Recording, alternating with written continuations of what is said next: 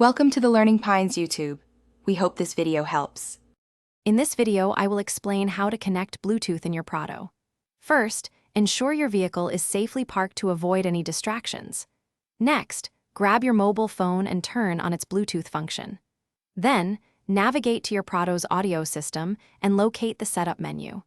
This initial step is crucial for a smooth and successful connection process, preparing both your vehicle and device for seamless pairing. Once in the setup menu, select the Bluetooth option.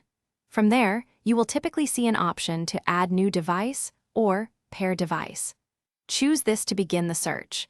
Your phone should then appear on the vehicle's screen as an available device.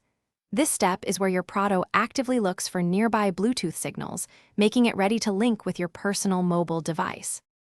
Now, select your phone's name from the list displayed on your Prado's screen. Simultaneously, a pairing request will likely appear on your phone. Confirm this request.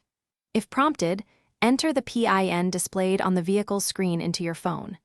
This ensures a secure connection between your device and the Prado, completing the pairing process successfully and safely. With your phone successfully connected, you can now enjoy several convenient features. You can make and receive hands-free calls, ensuring safer driving.